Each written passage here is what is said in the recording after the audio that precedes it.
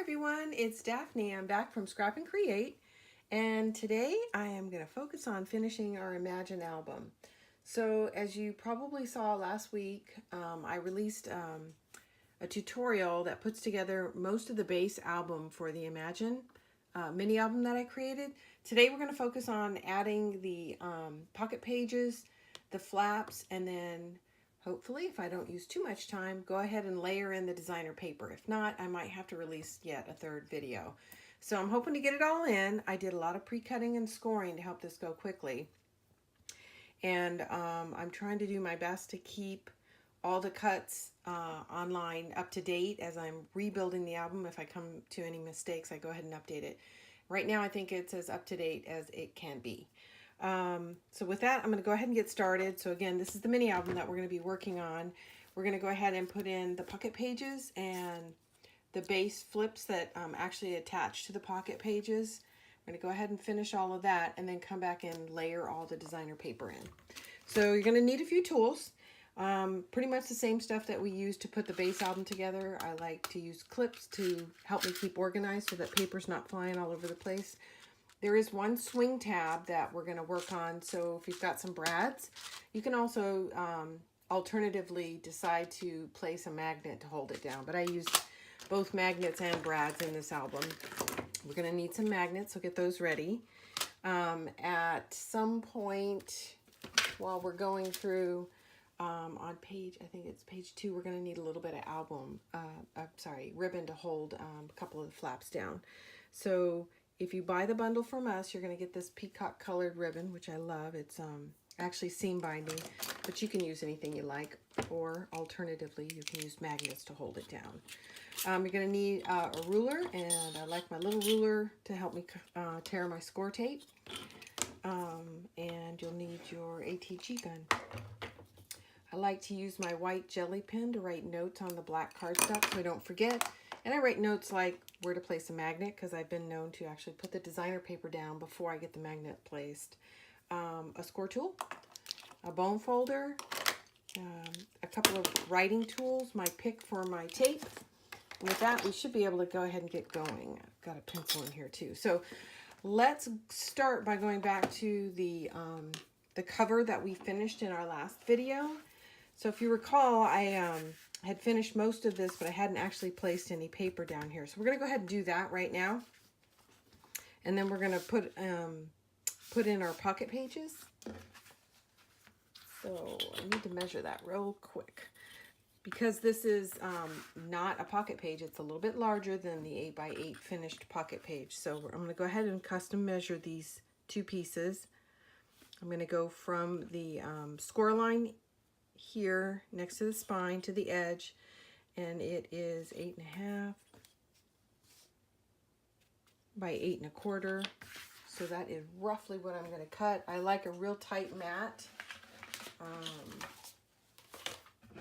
Let me get my paper out. I need 2 sheets. Okay, let me trim those down real quick. So I'm going to go, it was 8.5, so I'm going to go 8 3/8 by 8 1/8. I'm going to lay that down, see how I like it. Is that the right direction? Is it too tight? It's pretty tight. So this is 8 1/8 by 8 3/8. I think I'm pretty happy with that. So I'm going to go ahead and write that down. I'll also run a banner. So this is 8 1/8 by 8 3/8. And you're going to need 2 of these. So I'm going to trim that second one up right now.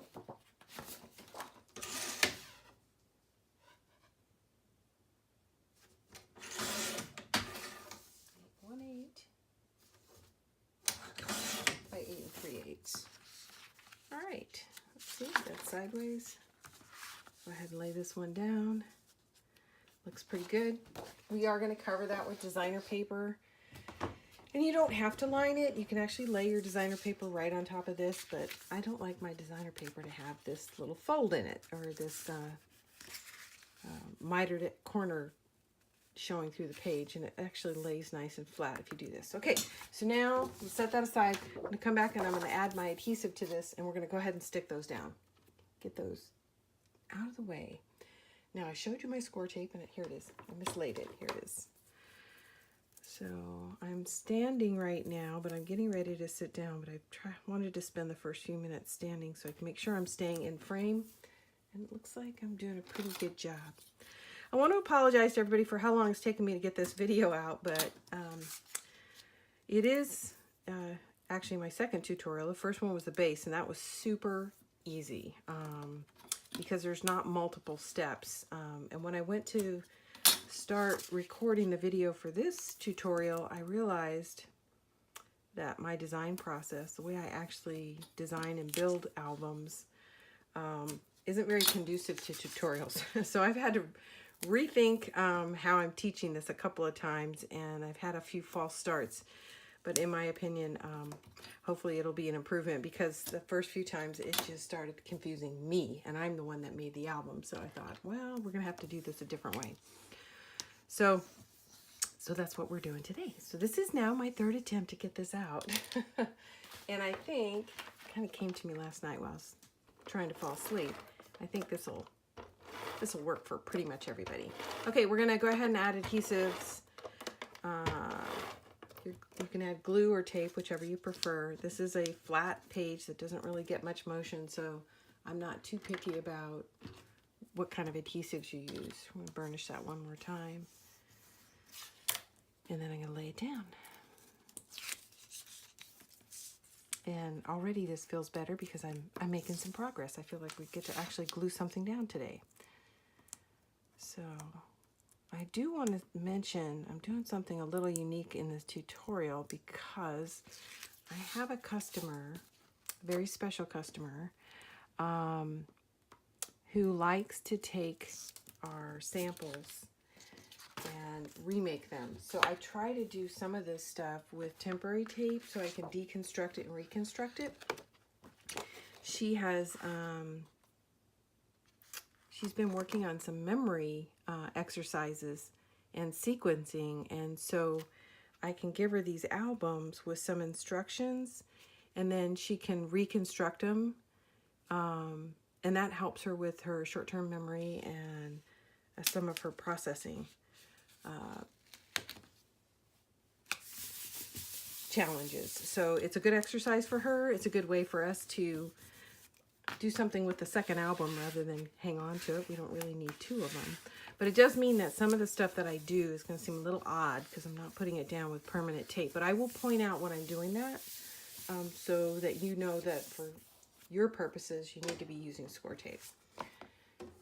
Okay, I know that's a little strange, but she's just a sweetheart. And when she asked me if I could do this, I said, absolutely, I can. And she really enjoys it. So, just a lovely, lovely lady. So I'm hoping to get this finished for two reasons. I want to get the video out there, but I also want to get her next kit to work on, so that she has something to help her with those processing skills. So, okay. I also want to thank everybody who gave me feedback. All my feedback was so awesome. I really appreciate it. It sounds like I was keeping my banners up long enough, and people were able to put the book together pretty easily, and it wasn't too long. But again, I am definitely open to critical feedback, so that these always get better. Okay, let me put my ATG down. And then, okay, I'm at the point now where I have to sit down. My back is already starting to bother me. So I'm going to sit down and do my best to try to stay in frame.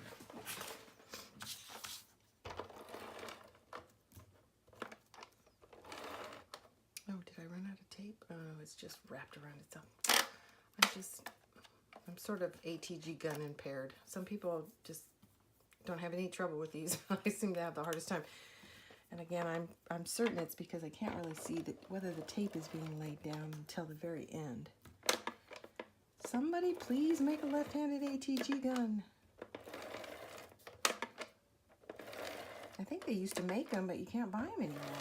I've searched high and low, even on the used sites, but if anybody does know of one, please, by all means, let me know. Okay, we're going to go ahead and peel the back off and get some of these pages stuck down. It's another warm day here in San Diego, California.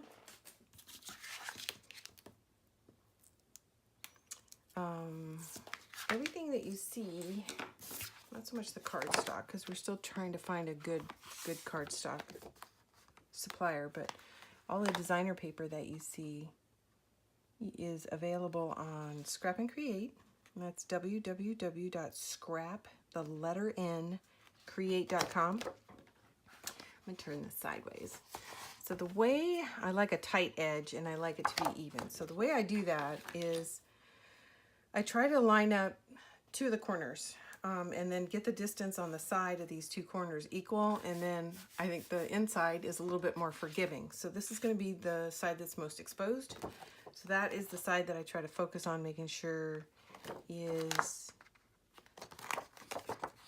very even on both sides. And I turned the album so that I can see both corners at the same time.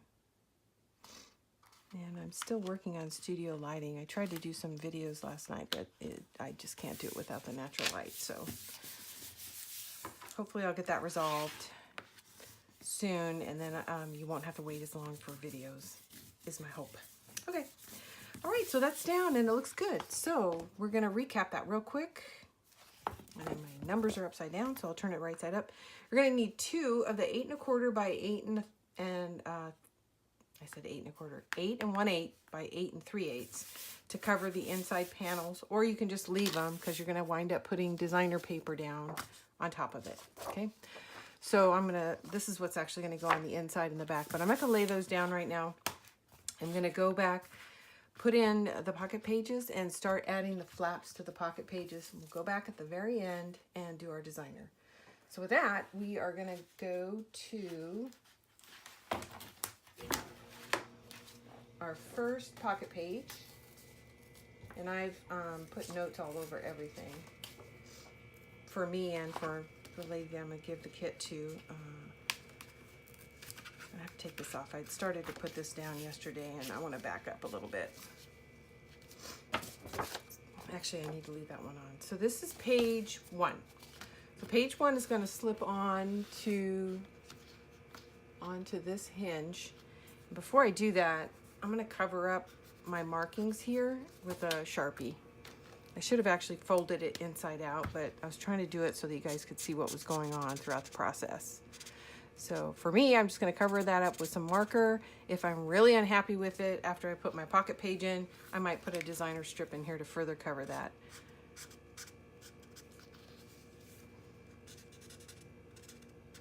For the most part, I try to put all my markings in a location that I know is going to be covered with designer paper.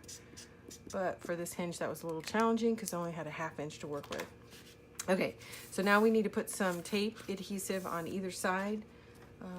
This is a fairly interactive piece, so you don't want to go cheap on the tape. Use good score tape. We're going to place tape on either side. I like to use 3 3/8, and I'm looking around and I notice I don't have it. So I'm going to have to pause my smaller score tape, which is 1/4 inch, and it'll do, but it's always nice to get a little bit more adhesive on the hinge itself. So what's important here? Stay as close to the top of the hinge as you can. And if I had 3/8, it would pretty much fit perfectly from the top of the hinge to just enough distance. I'm peeking to make sure I can see what I'm pointing at. Let me get a pointer here. Just enough distance, I keep getting in my own light, sorry, to stay off that hinge because it's going to need to move freely back and forth. And if you have tape here, it's not that big of a deal. It's really kind of hard to pick it off later, but you'll find that when you're flipping your pages, it makes a squeak, squeak, squeak, squeak noise.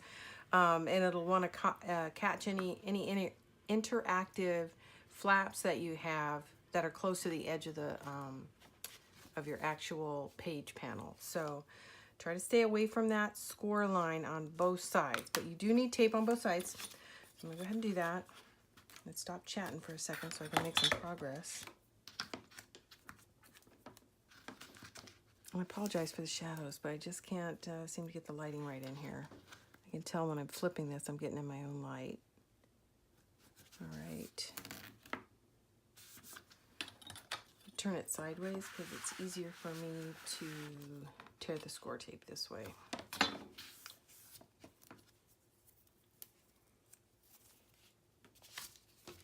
Okay, I'm going to go ahead and lay that down on all of these. You can do the same.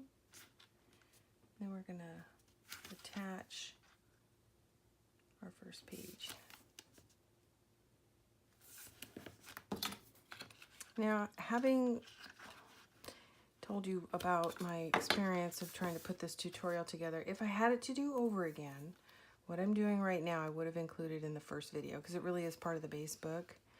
But I thought there was some changes I was going to want to make to the pocket page that would be easier to accomplish not inside the book, but having gone through this a couple of times now and trying to decide how to actually teach it, that's probably not true. So I would have gone ahead and finished the book, which would have included the pocket pages attached to the hinge, the liners in here, and then called it a day on the first video. Now once we get those pocket pages placed, and I'll remind you when I get there, probably going to go ahead and edit the other video and add this to it, and maybe somehow chop this video off. So that this becomes really just the video that's all about the Imagine pieces. What makes this album unique in terms of the that design. So that anybody could build up an 8x8 book and then go to the second video and do the Imagine customizations. Okay? All right, with that, just about done. We're going to burnish all this down. This is really important to burnish because these pages get tugged on, pulled on, flipped. You don't want your tape scooting around on you. Not a hard step, but a little bit tedious. So if you're not in the mood, set it aside and come back to this later, because this is all about getting these pages in straight, which will have a huge impact on the quality of your book.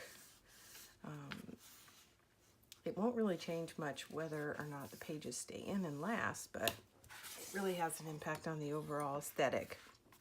If you don't get your pages in straight, they'll start to fan out. When your book is laying on its side with the pages, you'll see that the pages just sort of slip to the side. So it's really important to get the tape down well and then to get your page slipped on correctly. All right, so enough of that lecture. I'm going to peel a little bit of the top off here, and I'm going to fold it so that when I slip the pocket on, I can still reach the tab. And that's kind of a similar technique that I used earlier when I made the pocket pages themselves. Okay, so we're going to open the pocket page. I'm looking to see, can you see what I'm doing? I'm going to slip it over this hinge on one end, and then down around the other. I'm not ready to take the adhesive off because if you make a mistake, it's really hard to tug on these. So it's very snug, but it fits. Okay, here I go. Now what I'm going to focus on is where the page is relative to that hinge. I'm going to tack it down temporarily so it's not flopping around, and it'll stay in place while I check it out, flipping it both ways. And what I'm looking for is the distance between the top of the pocket page and the album. The bottom of the pocket page and the album. Is the distance equal? And is it straight? When I look across here, does it look like it's tilted one way or the other? It looks pretty darn good, if I do say so myself. So with that, I am going to go ahead and work on the next one.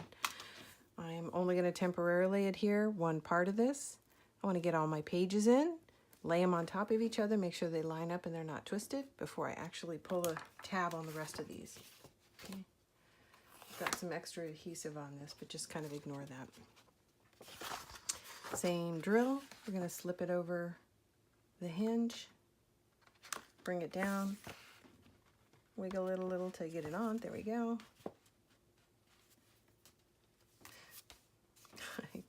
I can't say enough about the lighting. It's just horrible. Okay, that looks pretty good. I'm going to tap that on. I'm going to lay it down. I'm going to check that that's flush with the page that I laid ahead of it. Top and bottom, looking good. And a lot of what I'm doing right now, most of the work really goes into laying that hinge down straight in the first place.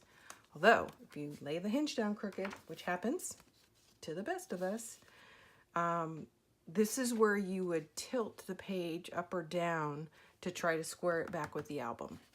What do I mean by that? What I mean is I might place one end of this page very tight to the score while leaving the other one a little bit higher up to straighten it out, to sort of compensate for if the hinge is crooked. Another thing, I like a tight hinge. Some people give themselves a little more room to play with, but I don't want my pages moving around. Typically when I slip it on the hinge, I kind of pull it down so that the top of the hinge is at the top of this pocket page, and it's kind of resting there. And that's kind of my cheat for getting the pages in straight. And I haven't pressed that down yet. I want to lay it down. Now see, you can see here, you can see that it's not lined up with the page ahead of it. So there's a couple of things that could have happened. Could be the hinge, could be the pocket page is not square. It doesn't really matter, but because I haven't completely glued it down, I have room to wiggle it on this hinge before I permanently affix it to make it square, which is what I just did. So that is one of the reasons why you want to take your time placing. And nope, that's not very good. I'm going to try that again. It's just this teeny tiny corner that's adhered, so I've got some room to move. Just use my bone folder to lift it up so that it'll float freely. I'll turn it sideways because I can see the top and bottom a little bit better. I'm going to push it into place, back it up against, press that down. I think I'm pretty happy with that, but I'm going to double check it. Oh, it still wants to float a little bit down.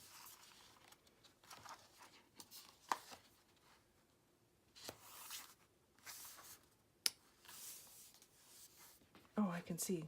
Now I'm looking at it from the side. I can see. It looks pretty good. Okay, so that's good. So now we're going to do the last one.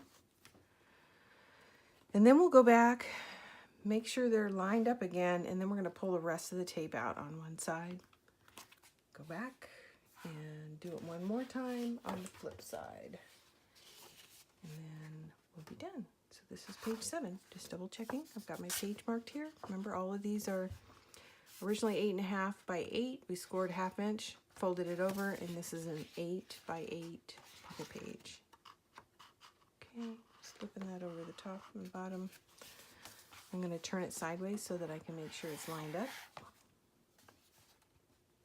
going to push all my pages down on the bottom, push it down up here, and from here to here, and from here to here, it all looks pretty darn good. I'm pretty happy with that. So it's impossible to be perfect, but this is pretty close. All right, so I am going to push that down. So that is the beginning. Now I'm going to go back through and peel the tape off. I'm double checking to see if I can see myself, and it looks like I'm still in frame. I'm going to use my pick tool underneath to grab the tape. And since I know this is square, I'm not even going to move it. I'm just going to tack it down. Okay, that's one side down. Side 2 down. Go back, double check. Anything shifted, put it back. Flip the page, repeat. Okay, be careful with your pick tool because it is sharp, at least mine is, and I've been known to actually poke a hole in the hinge of the paper. Okay, I'm using my left hand on top of the page to keep it from shifting while I pull the tape out.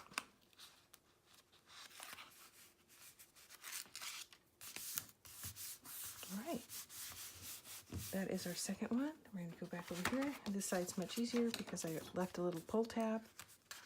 Just yank it out and press it down. I actually bumped this page so it shifted, so I'm going to have to go back and validate that these are straight, which, as you can see, doesn't take much effort.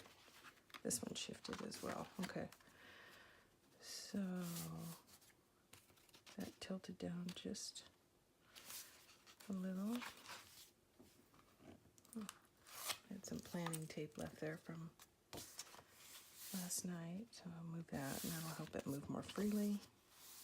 Square, square, square. Love it, love it, love it. Page 6 is down. So now we're ready for page 4. Again, I'm holding the page in place with my left hand, using my pick tool to get a handle on the tape.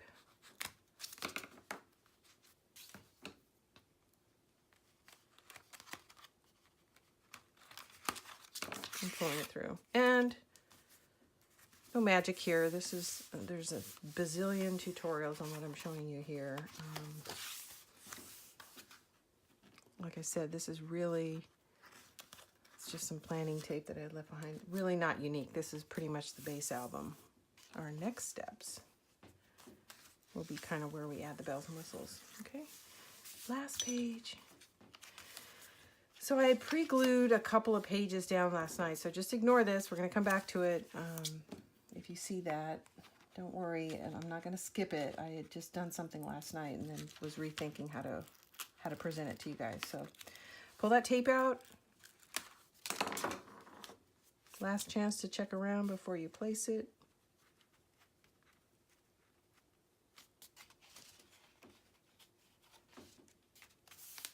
Looks good. I'm gonna press that down, flip the page, pull my tab, and voila, we are done. Okay, so now all our base pages are in. Picking up some of my mess. So you should have a mini album with your 8x8 pocket pages installed. Let's go through and burnish everything down.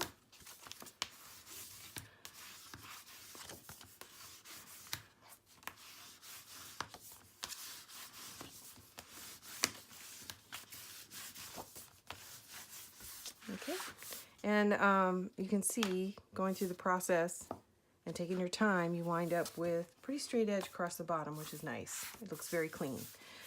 As we layer on the designer paper and the pages go and lay back down, it becomes more and more obvious if you're not square. Okay, all right, so page 1. We're finally to the flaps and folds. So page 1, if you recall, has the pull tab, but it's actually not adhered to the base album. It's adhered to a designer page that's applied to the base album. So we're not going to do anything with page 1 right now. We're going to go ahead and flip to page 2. And if you followed along with the cut list, you'll see that there is a large flap that gets adhered to the left-hand side of this page. So I put a couple of, before you attach it, I put a couple of marks for ribbon. I actually marked it in the middle of the page. It's not where it's going to go. This page actually has a trifold on the lower 2/3 of it when we're finished, and the ribbon is used to pull across and hold this flap closed, as well as hold the trifold that sits on top of it. So place your ribbon, and I just eyeball it. So I went about 2/3 of the way down and placed my ribbon, and then I put my flap on the edge of my pocket page. So why don't you go ahead and do that? Your large flap is 8 by 6.5, and I'm going to double check that measurement. If you had not pre-cut, it's 8 by 6.5. Yes. So you're going to score at 1/2 inch and fold it over. So this finished panel right here is 6 by 8. Okay. So go ahead and get that done. Put some tape on the 1/2 inch score line, apply it to the page, but not before the ribbon, because this does need to come around that flap and tie. Okay, get that ribbon in. The ribbon on the other side just needs to line up roughly. And I'm going to go ahead and place that. Things like ribbons and magnets I like to place if they need to be behind the mat early on, because I don't really like applying them to the designer paper, because sometimes they'll unravel or not stay as tight as I'd like them to. So I like to actually adhere it to the base of the book or a base page if I can. So let's go ahead and add that ribbon here. And then on the next page, it looks like we even have a magnet to deal with. So if you don't have your ribbon, try to find something, or don't permanently adhere the designer paper until you do. One of the ways I get around that is I use my temporary tape, and I'll place it knowing that I've got to come back and actually add the ribbon. So once the designer paper is laid on top of the base pocket page, I can close this flap. This will create a bow and keep it closed. Okay, so that is the base for page 2. When we come back and lay in some of the designer paper, that's when I'm actually going to put the trifold in. So we're going to set page 2 aside and call that all but done. Now we're on to page 3. So page 3. Page 3 is another large flap. It's 6 by 8, and we score at the 1/2 inch. 6 by 8. So when you're done and this is scored and folded over, you're actually going to have a 5 by 8 finished panel. Okay. Put some score tape on that, and it's going to go right here on the outside edge.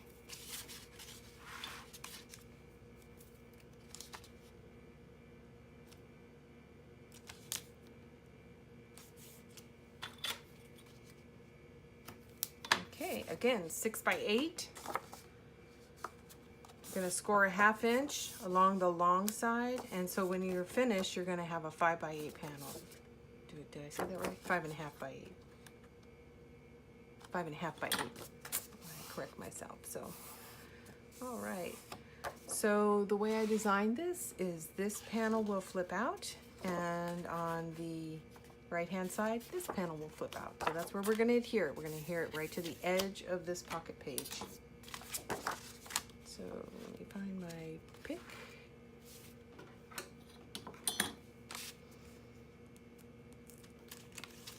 Okay. So page 3, it's going to line up the corner of the pocket page, top and bottom, snug as I can, lay it down. We're going to come back and burnish. Okay, and that is all the interactive page we're going to add for these two right now. Both of them have a trifold, but we'll add that later. Okay. Page 4, rocking right along. Okay, page 4 is kind of fun. It's going to take a few minutes to put this one together. So page 4 is what I like to call a gate fold, but I don't think I use that term right, because most people think a gate fold overlaps, but I think a gate is side to side. So you're going to have 2 of these panels. They're going to go side to side, and they're going to open out like that. So this needs to be, and I will double check as I go along on everything, because you never know. This is 4.5, or yeah, 4.5 by 8. 4.5 by 8. Score along the 4 inch or 1/2 inch here, so that when you're finished, you have a 4 by 8 panel. Is that right? That doesn't seem right. Yes, it is. Okay, I'm sorry. I'm working on 2 albums. I'm working on another album that's 7 by 7, and I was thinking, oh, if it's 7 by 7 and it's 4 and 4, that's 8.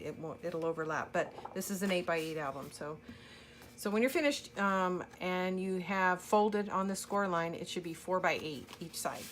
So it'll cover the entire page, the entire base page. Okay, so there's my scores. I'm going to place one here, and I'm going to place one here. I'll split that so it's not written upside down. There and there. And these are going to open out. And then you can see I wrote myself some notes. Don't forget to lay down your magnet. So let's go ahead and score and fold these, add some tape, we're gonna lay them down, and then we are gonna go back and add our magnets. This page has pockets inside the flaps, so you have to be a little bit careful about where we place our magnets, because there's a pocket and there'll be something in the pocket. Pretty soon it gets so thick that the magnet won't attract to the opposite side. So before we lay these down, we're gonna go ahead and add the pockets to the inside so that we can figure out the best placement for the magnet. And as we walk through this, hopefully that'll become more clear. Okay, so from a planning purpose, these are gonna lay like this. Okay, so that is the front. There's the inside. The inside of each of these is going to need pockets. And so I have pre-prepared these pockets. They are 3 by 5. 3 by 5. When I have a lengthy pocket, I don't always score the edges like this, where there's a finished pocket. Sometimes I'll just lay down a flat piece of paper and put score tape on either side, because there's still plenty of room in the pocket. But when you're dealing with a 4-inch pocket in the first place, you need all four inches. You can't have any tape on it. So I went ahead and added these flaps to adhere it so that you'd still have a full 4-inch pocket. So it's just a little detail, and it's easy to add to the other pages while we're going through if you decide you want to do that. But sometimes I'll go a little bit faster by not adding these. And also I noticed if I don't have these score flaps, the pocket itself is a lot snugger, so things don't tend to float around. So it's just something to think about as we're going through. So we're gonna do 2 of these for each flap. So each flap is gonna have 2 of these placed on it. So again, start with a 3 by 5. You're gonna need 4 of these. You're gonna score a 1/2 inch, 1/2 inch, 1/2 inch. Then we're gonna cut the corner off just because of bulk. And then we're gonna go ahead and attach it to the flap. And I just eyeball it. None of this is gonna show, so it doesn't really matter. Don't get too close to the corner or you wind up having a little ragged pointed edge. That's it. Add my tape.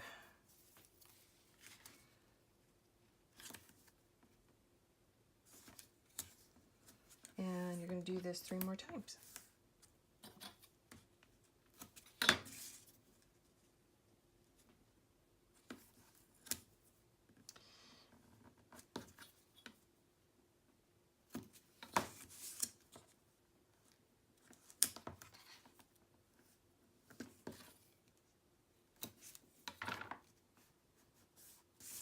Now from a design perspective,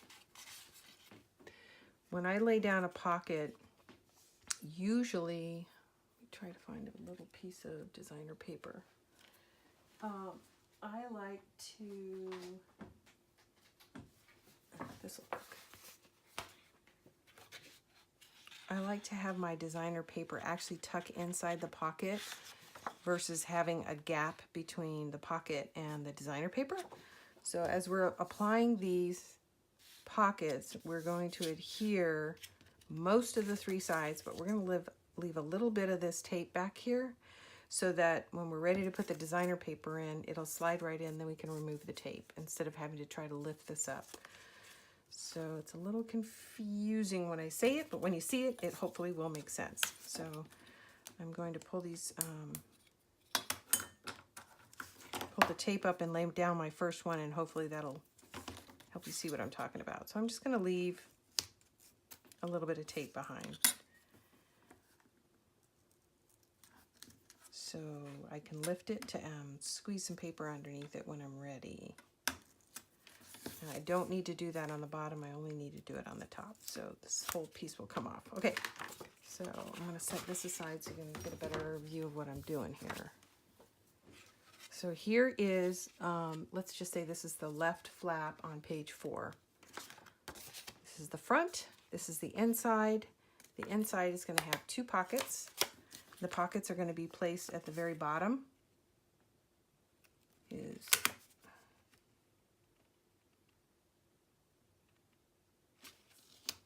Lay it down, and if you did this right, You'll still have a little bit of tape at the very top so that when it's time to add any paper, if we need to cover up the gap between the two pockets, you can slide it right in there.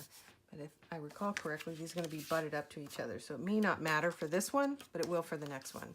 Okay, so your second piece of paper, 3 by 5, score ½ inch, ½ inch, ½ inch. Same drill. I'm going to do it this way so I don't have to cover up so much ink.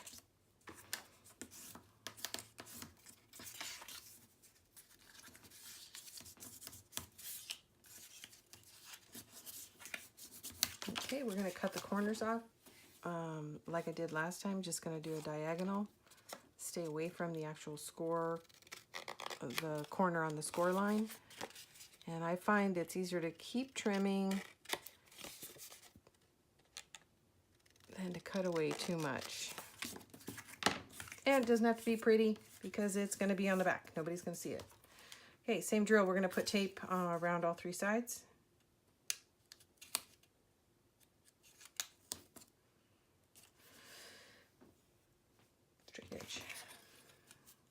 It's funny, when my ruler gets turned over, I don't recognize the cork. So hopefully everybody's having a good day. This is going along much better than I had anticipated. I think I was getting a little too anxious about the tutorial yesterday. So I think this approach it's making me happier. Hopefully it's working for you guys. So, okay. There we go. Burnish that, burnish, burnish, burnish. We're going to do the same thing and leave a little tab here that we can go back and pull off later.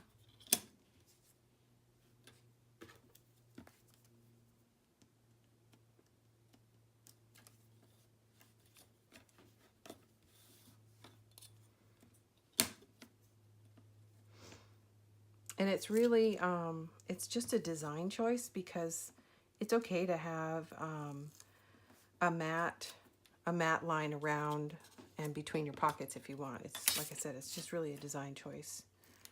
I like it when the design paper goes inside the pocket. I think it makes the stuff that you're pulling in and out of the pocket a lot easier too. Keeps it smoother. So here we go. I actually am going to put these so close together there's no room for designer paper. So as usual, I always try to find my outside edge. That's the edge that I care about the most. So because paper, it doesn't always behave and it's not always perfectly square. If you have any mistakes or if you're trying to square anything off, always do it from the outside edge toward a hinge because it helps cover a multitude of sins. Okay, I'm going to place that as close as I possibly can. Lay that down. Okay, now I still got a little bit of room. Now I know I'm going to use it up here because I am going to slip some designer paper in up here. Down here, turns out I'm not going to use that. So I'm going to go ahead and go back, pull that little tiny tab out, and we're going to call this one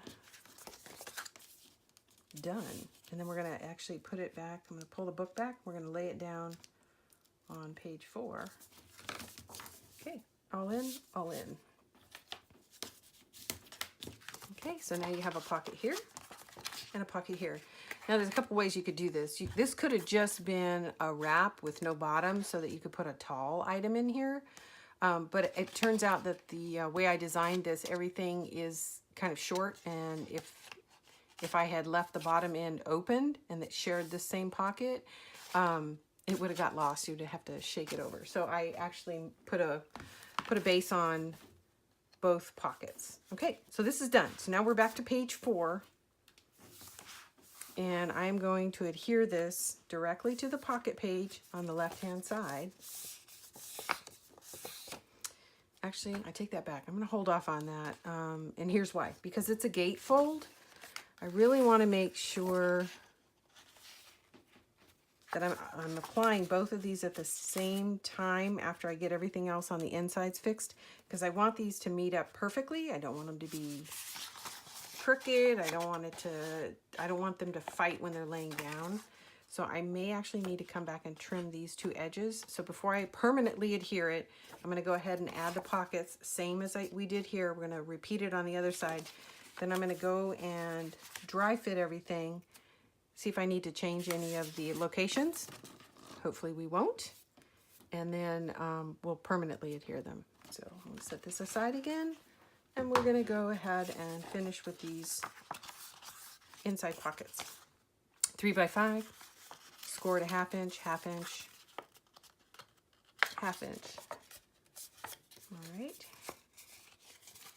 And then we're going to trim those corners off. I like to trim before I add the tape. Everybody does it a little differently, just because I'm lazy and I don't like to clean my scissors. So there you go. Some people like to lay the tape down and then do the trimming. It doesn't really matter. But like I said, I don't like to clean my scissors, so. All right. So as you recall, one of the things we learned on the last one is I really only need to leave a little bit of the adhesive backing on the top of one of these, not both of them. So this one will get laid down just like this on the very bottom, and it's the second one that's we're going to leave a little bit of tape on, okay? So that we can slip that designer paper in from the bottom. Okay, that's done.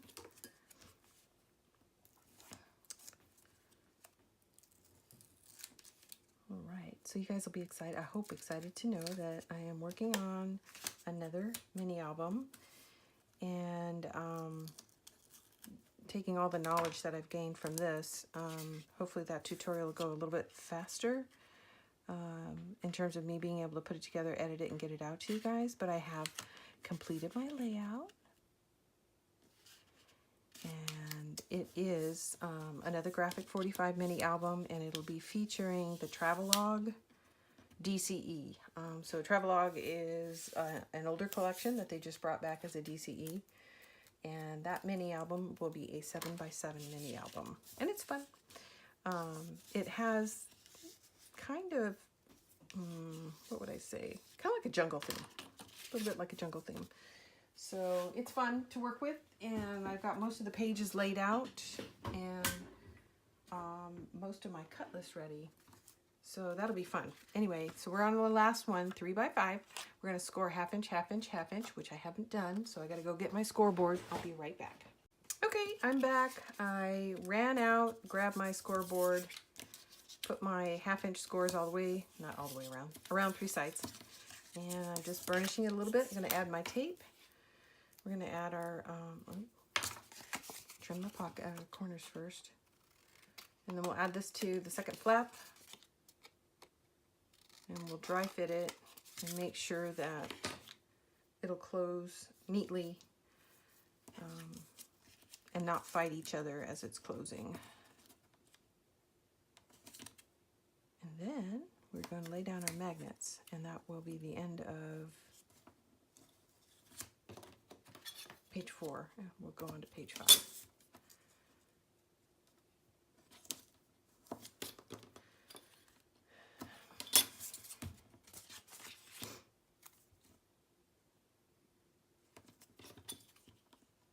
Okay, now as you recall, this is the second pocket. So it is going to need to have some give at the top so we can get our designer paper in. So let's leave a little bit of the tape at the top. I'll go back. And pick our tape.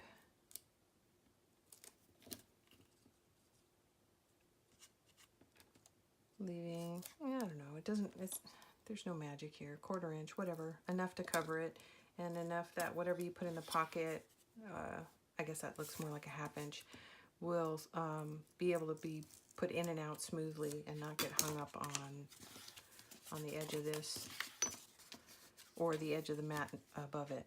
Okay, so we're going to butt it right up. I'm going to turn it sideways so I can see both edges here, because I want that to be as tight as possible. So one of the things I was talking about earlier was the magnet placement, and as you can see, we've got a pocket here and a flap here, and this is going to close onto the 8x8 pocket page, which will also have a designer page on it. So you wind up having a layer of black cardstock, a designer layer, and a designer layer, all that between the two magnets. So that's why it's kind of important to go ahead and get all these flaps and pockets put together, and then grab your magnets and try to figure out the best placement. And that's probably going to be where it's the thinnest, has the least layers of paper. Okay, back to the book, page 4. Let me move these ribbons, they're driving me. And we're going to lay these two down. So let's, what I find is after I put those internal pockets in, it's, I need to go back and re-press the score lines on the flap because it's so much thicker now. Okay, so this is going to get placed here. Make sure my pockets are both on the bottom. They are. It's best to check, check, check, because you don't want to put the flap in upside down. The pockets won't do you any good. So I'm checking, and it feels, sorry, I'm off the top of the page again. I do that a lot, don't I? It feels a little snug, so I'm thinking,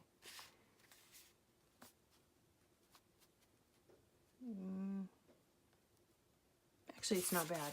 Okay, I'm happy with it. I don't think I need to go back and trim the edge of the paper at all.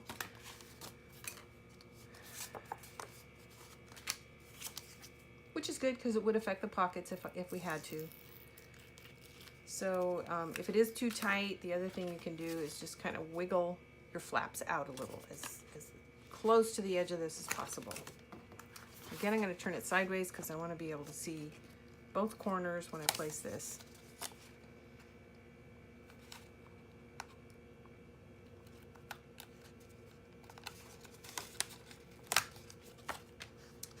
And it looks like I left from originally when I laid down the pocket page, a piece of the tape did not come out, so fix that real quick. Put this flap down. Alrighty, okay, that's one, and then we're gonna do the other one.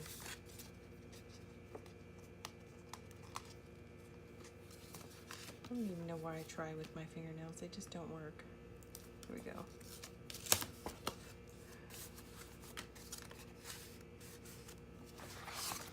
I'll turn it around so I can see how I'm placing this. Now this one, I want it as square to the edge of the pocket page as possible. So that makes sense because when you open the page and it's laying on the next page, you want that to be a very clean, finished edge. The hinge is, again, it's a great place to hide a multitude of sins. So when you're laying down the second one toward the spine, you want to make sure it's squared with the edge of its partner, not so much the edge of the spine. I mean, it doesn't really matter where it's laying here. When you open the page, what you're going to notice is whether or not these two pages, I call them pages, I meant flaps, these two flaps are aligned. So what I do is I line it off the flap and then press it down to the book. Because this is what people are going to see when they open this page. They're going to see these two panels. And if they're not lined up, it'll be very obvious.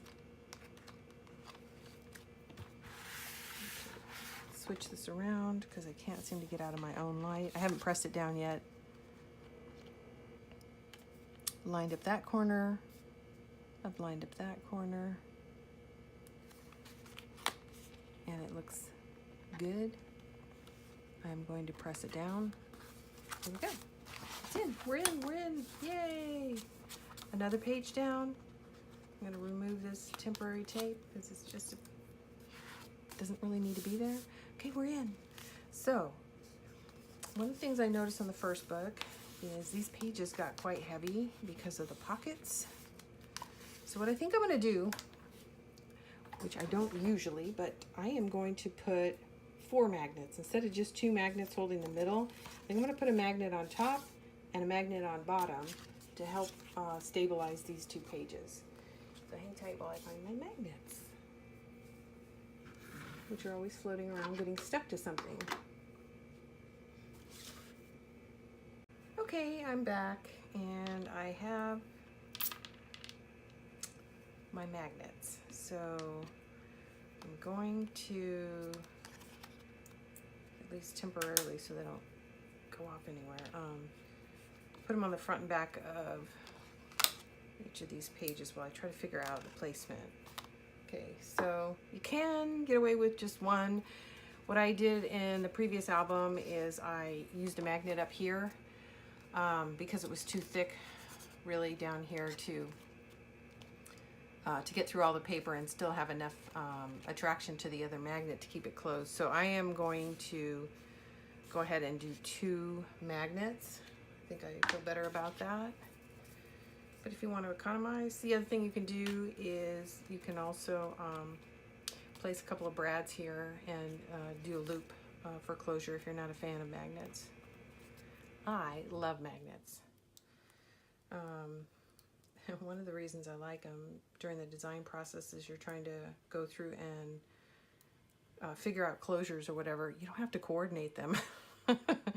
I know it's a quick cheat, but they get covered up, so you don't have to worry about whether or not they match. So I want the pages to stay shut, and I'm probably going to focus on putting my magnets toward the outside edge of the pages so that when you open it, you're not lifting from the center of the page. You can lift from the corner. Hopefully that makes sense. So that's one. And I'm just applying a little bit of double-sided tape to the magnet. Just eyeballing the corner, placing it. And then I'm going to take 2 of these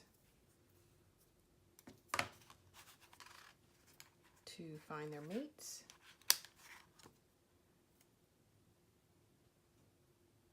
So you stack it, add some adhesive.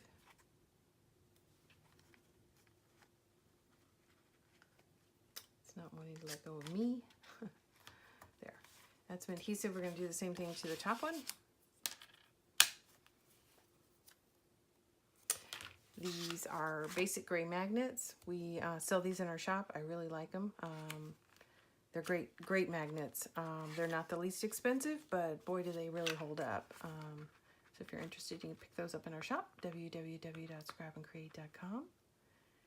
And hey, I mentioned in the last video, and I'll talk about it a little bit again, we are in Southern California, San Diego, and we are having a scrapping retreat at the end of October. And if you are a scrapper and you can make it, we'd love to see you there. So now I'm going to flip this over. I'm going to press down firmly on these 2 magnets. And when I go to open it, I'm going to slightly twist it because I notice when I just try to pull it straight up, it wants to pull the adhesive back up. So I'm going to try to twist a little so it leaves the magnet behind. And it did. So that was my goal. So there's 4 of the magnets placed now. I'm going to do the same thing on the other side. Anyways, back to the retreat. It is in San Clemente. This is our 2nd retreat. We're looking forward to it. And if you're a scrapper, I'm sure you've heard of Ginger Rop. Ginger Rop will be joining us and doing 2 projects at our retreat, and we're very excited. And if you subscribe to our website at www.scrapandcreate, you can get all that information.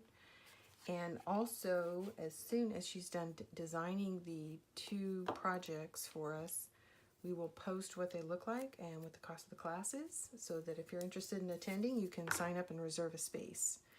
So we're pretty excited about that. We love Ginger. She does such fantastic work. She's just a doll to work with. So I wanted to give her a quick shout out, and then to also just let everybody know that we will be in California 26th, 27th, 28th in San Clemente. And we will have a retreat. Of course, I'll be there, and my partner Julie will be there. We will have a shop set up. selling paper and some other staples, as well as having a class on Saturday. I think it's going to be Saturday and Sunday. I'm not sure. It could be Friday and Saturday with Ginger Rob. Should be a lot of fun. Those will, one of them is going to be kind of a Christmas gift project, and the other will be some kind of a mini album, kind of like an advent calendar. So both of them will be holiday focused, and will be featuring the latest release from Graphic 45 holiday collection. So that should be fun. Okay, so I've got these both down, and I've got double-sided tape on either one. I'm going to close it, press firmly, and then remember, kind of twist or pull to make sure it's it sticks so good now I can't get it to stop. There we go. All right, so that's all set. So I am going to lay down a piece of tape on top of these and not take the back off, just so they're not quite so sticky as we're going through and working with the album. It also, should actually be using a thicker tape. It also smooths out the edges of the magnet, so when you put your designer paper down on top of it, the magnet is not quite as obvious. Okay.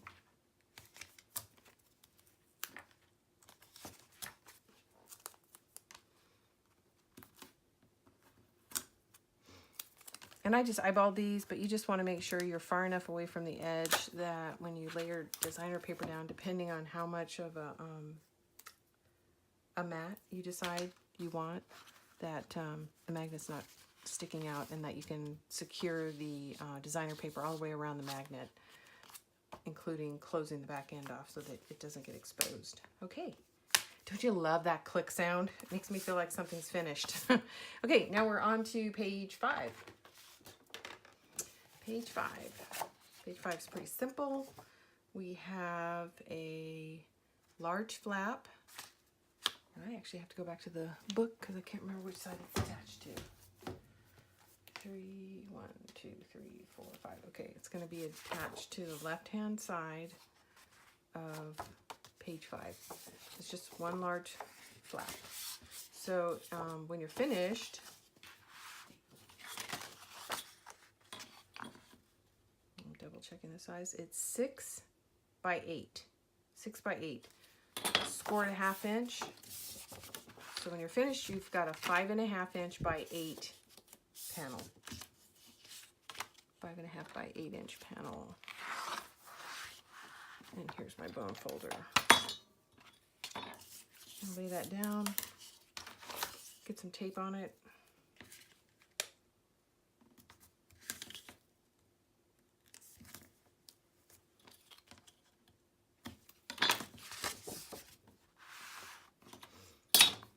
Okay, page 5.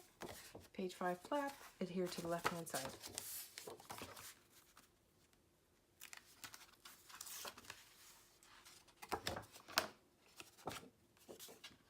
I like to turn my book sideways because, again, I want my flap to be inside the edges of my base page, so I don't want it to be cockeyed, sticking up off the top, or shallow on the other side.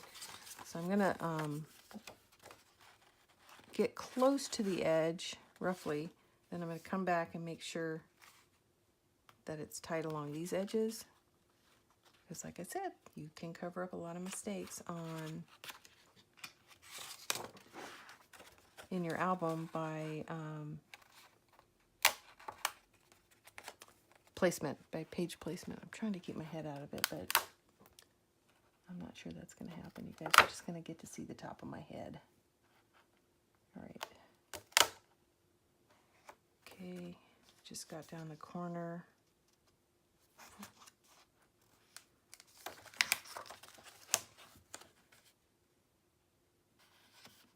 I'm making sure it's flush, pressing it down. Okay, there we go. Easy peasy. I'm gonna burnish that. And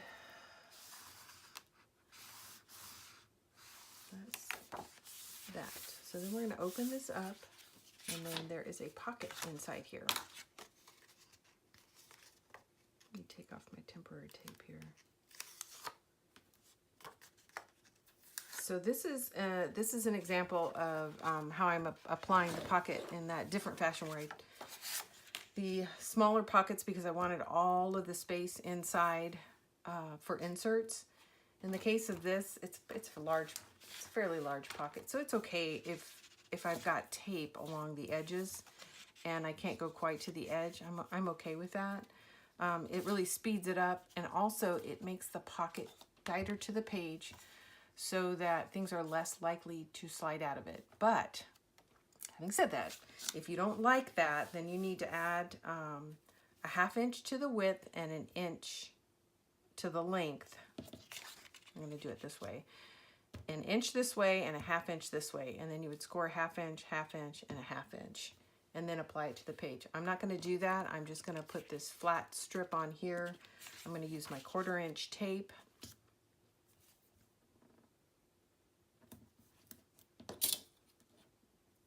And again, the reason I do this, one, it's faster, but that's really not the reason. It's tighter. It makes for a tighter pocket. When you score at a 1/2 inch and you fold that over, it's a pretty big pocket. So you either need to make sure you're stuffing it, or you have a way to keep things from falling out of the pocket by putting a flap on top of it. And this way, it's really sitting flush. So it's a pretty snug, makes for a pretty snug pocket. So that's pretty straightforward. And that's the reason I use the two different techniques.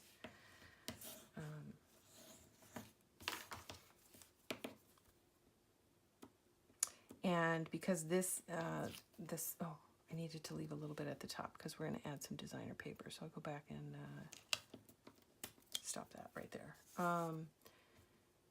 In this case, the pocket is not horizontal. All the more reason things are likely to fall out. It's vertical.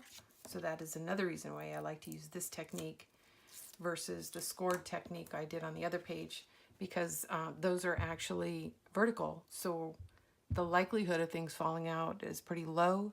When you have something that is vertical like this, you know, you increase your likelihood that things are going to fall out. So you want it nice and snug. So we left these two. I'm going to place this down, and these are left in here so that when I come back to mat my designer paper, I can slide it right behind this so it looks nice and clean, and then I pull that tape up. All right, so I'm going to temporarily attach one corner down here, and then I'm going to slide it around until it is flush with the edge of the page. All done. I'm going to burnish that.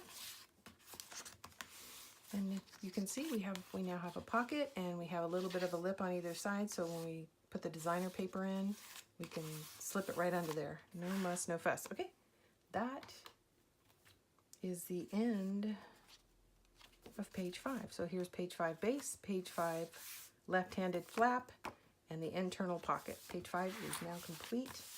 There is a trifold that goes on page 5, but we're going to come back and do all the trifolds at the end.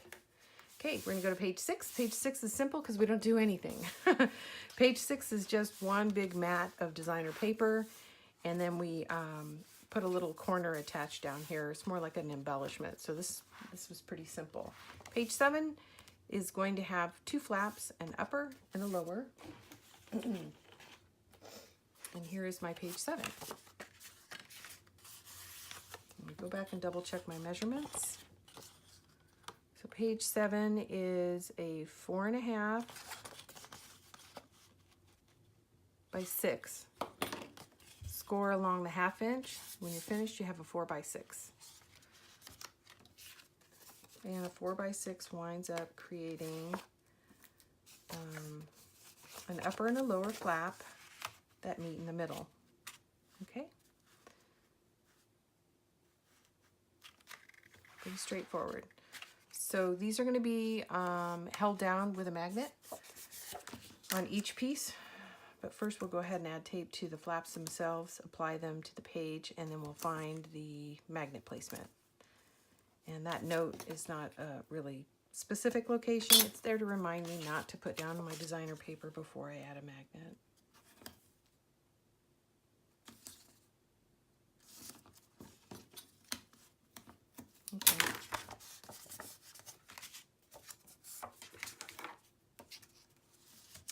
Burnish, burnish, burnish, burnish. It doesn't really matter where you go. I centered it. It doesn't have to be centered. But however you align one of these, line the second one up off the first flap so that they close nice and tight. You can do this if you want. It's an interesting look as well. But for the purpose of this album, I lined them up. So apply one and then line the second one up off the first flap, not off the edge of the page. So that when the flaps are closed, just like we did on the other one, they line up. If they don't line up, if they're slightly cockeyed, it's very visually obvious. So do your best to put the first one in and then line off it, not the pocket page itself. Okay, and I am not going to measure this. I'm just going to eyeball it between here and here. And it looks like there's about, if this is 6, this is 8, so there's going to be an inch on either side, roughly. I made a mistake. Before we adhere those, we want to leave a little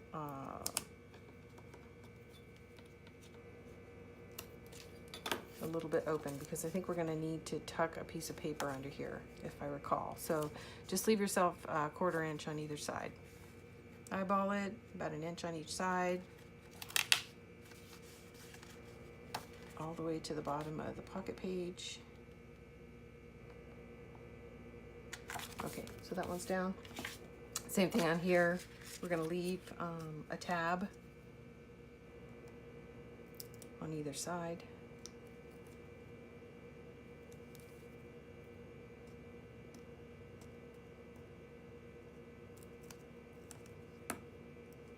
My fingers are not cooperating with me. Here we go.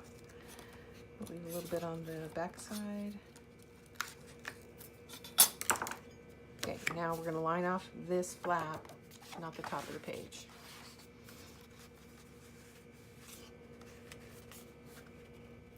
So I'm holding the tape so it doesn't jump onto this panel page, which has been known to happen.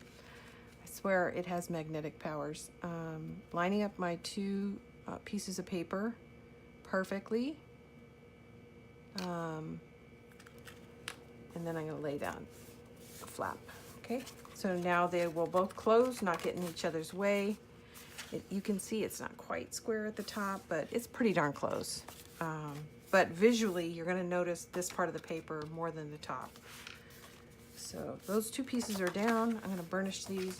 Burnish, burnish. That is that. And then we have,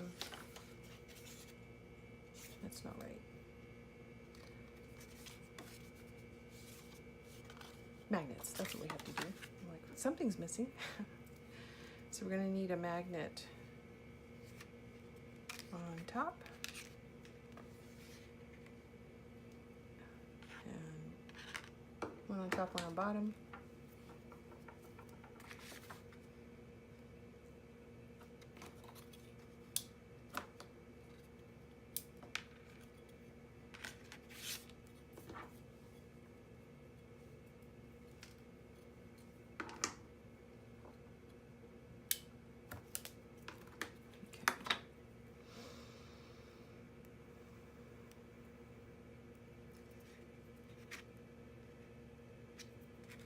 Okay, 1/2 inch down or so. Just give yourself plenty of room to apply your designer paper and not have any part of the magnet exposed. I'm out of frame, so you can see, just eyeballed it. You do the same on the top. 1/2 inch or so from the top, roughly in the middle.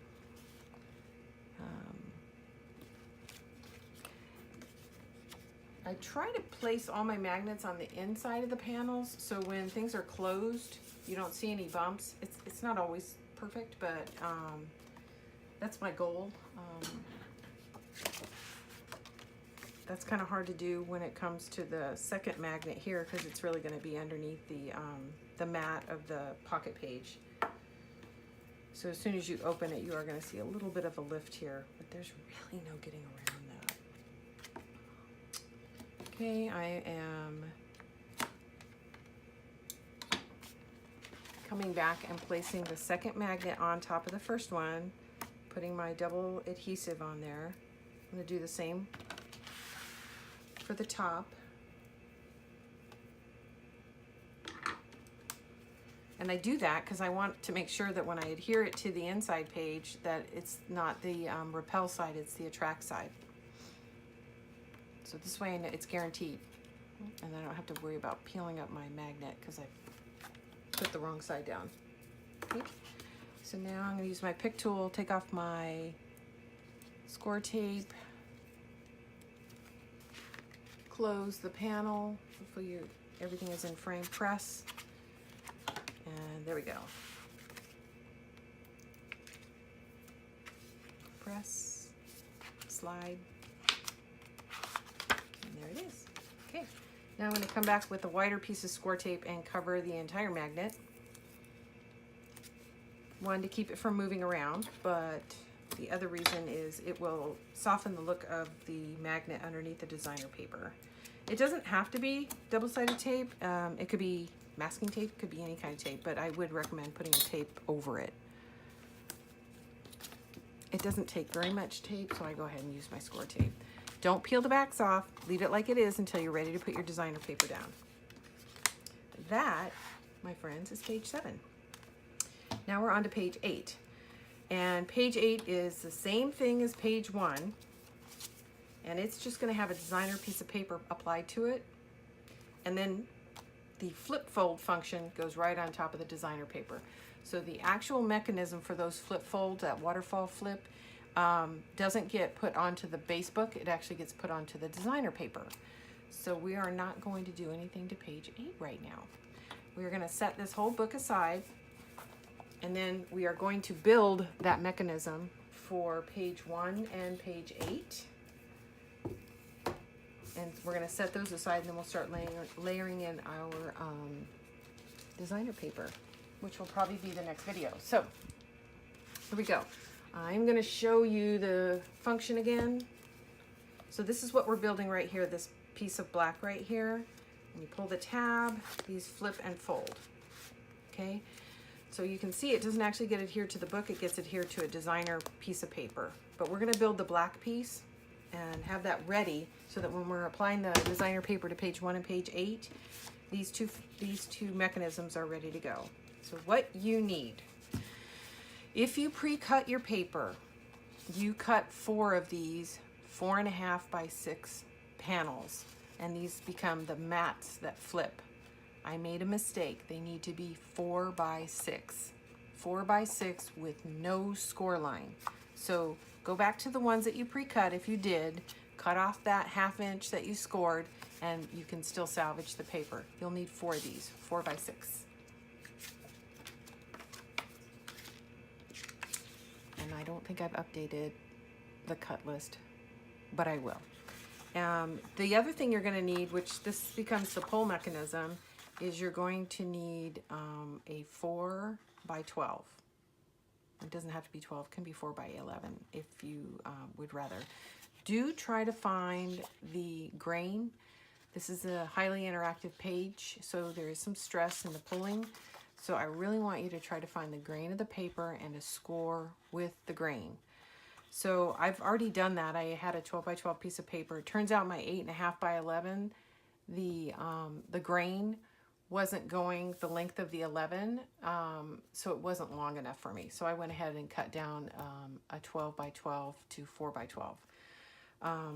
Once you've identified which way your grain is going, in this case the grain is going this way, and that is the direction my score lines are going to be in, you take your either 11 by 4 or 12 by 4, and we're going to score at the following lines. We're going to score at 6 3/4,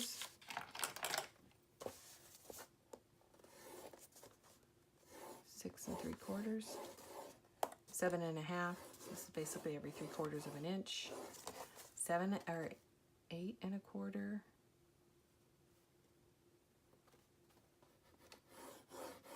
And 9. Okay.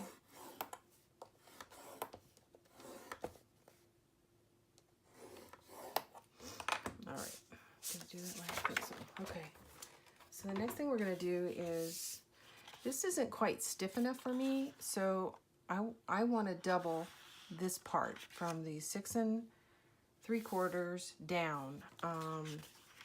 I don't want to double everything, and I've tried using 110-pound weight paper, and it's really too thick. The mechanism doesn't want to flip. So go ahead and fold down your scores. And then we're going to want to take a piece of paper, 4 by 6 3/4, and double this up. And if I recall correctly, I already did that. So here's my 4 by 6. Actually, that's not right. It should be 4 by 6 3/4. So I thought I had one. I don't see it handy. So I think I have to trim up another one. No big deal. So let me get a piece of paper and we'll all do that together. So 6 3/4 by 4.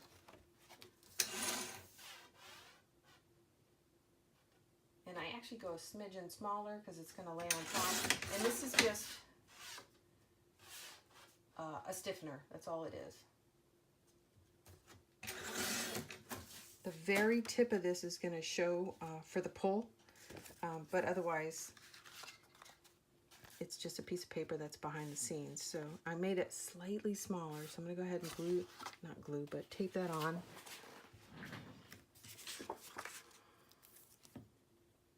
And everything I'm doing, you want to do twice. You're doing this for page 8 and page 1, because they are mirrors. So you'll want 2 of these, 2 of these, and 8 of these.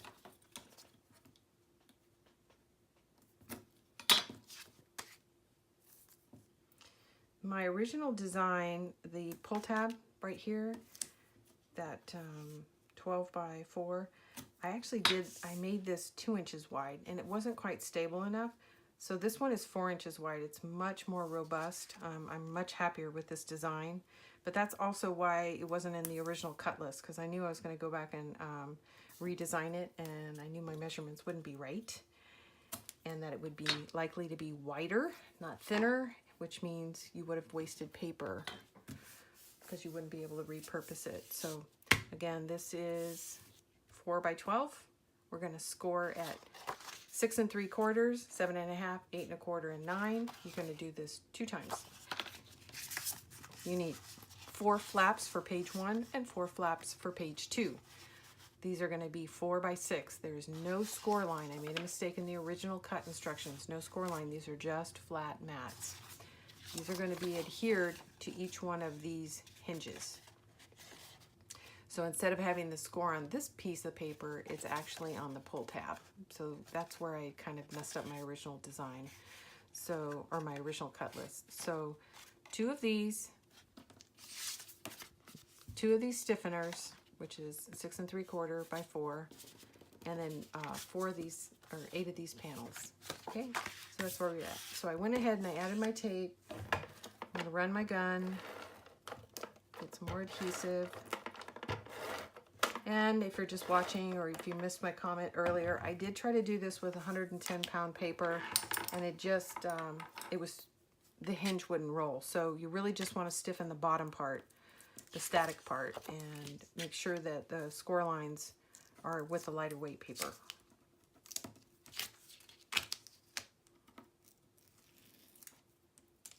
All right. So I'm just gonna add this right on top. I'm gonna cover up all my notes.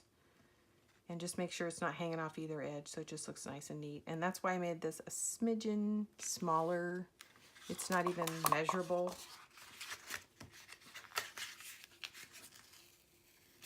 I didn't get that down straight, so I'm peeling it back up a little bit. Well, it'll have to do. I'm kind of a nut when it comes to precision, and I can see that it's off a little bit, so I'm going to go back with my X-Acto knife and trim that. So that nothing gets hung up on it, because it needs to slide smoothly. And I'm just eyeballing it. Okay, good enough. The other reason I want a straight edge is that as I go to apply these panels, I want all my pages to lay down, each one of these pages to lay on top of the next one as straight as possible. And I'll show you a trick to do that. So, okay, I've got my stiffener in. This is what becomes the actual back of the mechanism. So it's going to lay down in the book this way, and the score lines are going to be face up. So I'm going to center this on my grid paper here to help guide me. I'm going to adhere it temporarily so it doesn't slide around. And then we're going to apply the actual mats. So this is just temporary tape to hold it in place while I'm working with it, because I need a third hand. All right. And then I'm going to use this to hold this in place temporarily. So one of the things I want to do when I fold it over and I'm looking at it is I want to make sure it's lined up on both sides, and it is. It's square. That means if I apply my pages straight, when I actually adhere it to the book, everything should be square. If it wasn't square, this is where you would square it off and then come back with your score bone folder and recrease it so that it is square. But it turns out it's very square. I'm happy with that. This is 4 inches, 6 3/4. Now I'm going to come back and I'm going to add each one of my photo mats. So the photo mat is 6 inches across, so I can line it off this grid and make sure it's straight. So I need to add my tape. I want my tape to be as close to the score line without affecting the score line as possible. That score line needs to be able to bend freely for the mechanism to not get stuck. So don't get too close to the score line. So this is 1/2 inch tape that I'm using on 3/4 or 3/4 inch score space. And then I'm going to come back and actually add a little more tape. Because this is interactive, you really want the piece that's adhering to the flap to be secure, so that your photo mats don't fall off, which I haven't had any trouble with so far. So this is a pretty common design. I erased my history, or I can't find it. Can't figure out where I had seen the design originally, but there's lots of tutorials on this. If you're not happy with the way I'm explaining it, it's a pretty easy one to find. If you look for flip folds, you'll find them. I actually found it from a card maker site originally. So that is all set. So now I'm going to get my pick tool. I'm going to pick off my, actually, I take that back. I'm going to go ahead and put a second piece of score tape down here, just because I have the space. No reason not to. So this is where this piece of paper needs to be at least this long to this score tape. So like I said, it could be 11 or 12. This panel, or this mat, is going to lay on top of it, and you don't have to run tape the whole way. You just need a good 3/4 inch to adhere this photo mat to it. But if you have extra paper, why not go ahead and use it and adhere a larger part of the paper to the first flap. And I'm not going to do that right now, but you can go back and do that if you want. Okay, so now I'm going to line this up, and I want it at 6 and 6. Remember, I've got my temporary tape holding this down so it doesn't wiggle around while I'm trying to place these. And I do not want to put it on the score line. I want to get close to the score line, but not on top of it. Okay, that's one. Okay, and I look down. It looks pretty square. I'm pretty happy with that. Now we're going to do the next one.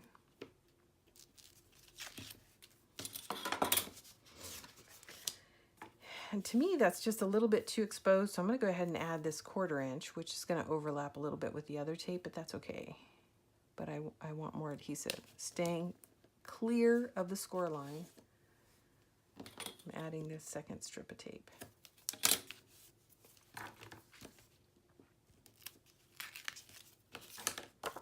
Okay, I'm going to lay this one down. Now here I want to make sure I'm lining up with the flap I've already put down, as well as the grid that I'm working on. So it's pretty straight, pretty straight. Actually, it shifted a little on me, so I'm going to go back and redo it.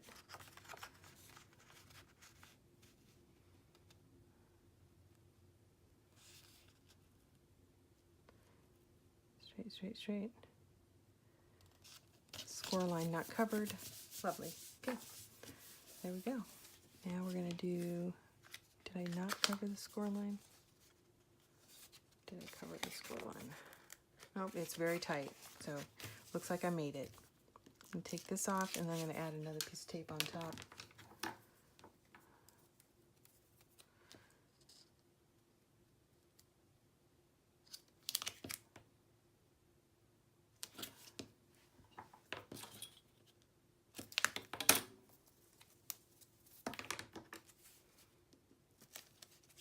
Okay, and this one, I'm going to go ahead and lay that down. When I was checking it, I moved it, so I'm going to square it off again. Press it down, and then apply the next two photo mats. Square, square, square. Love it, love it, love it. Okay, and then we're going to peel this last one off, add that second piece of tape, and then we're done. Then we are where we can actually, actually there's one more thing to do, and then we can set it aside until we're ready to lay down the designer paper. Okay.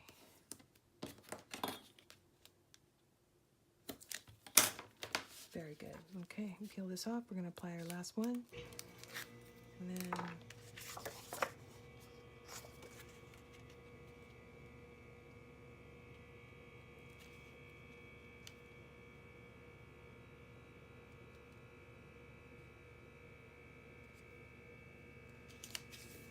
lovely. Okay, I'm going to go back. I'm going to take off my temporary stickies. So I don't need those anymore. There's one in here. And I think I left one on the cupboard itself. All right. That temporary tape is a lifesaver when you need that third hand, I tell you.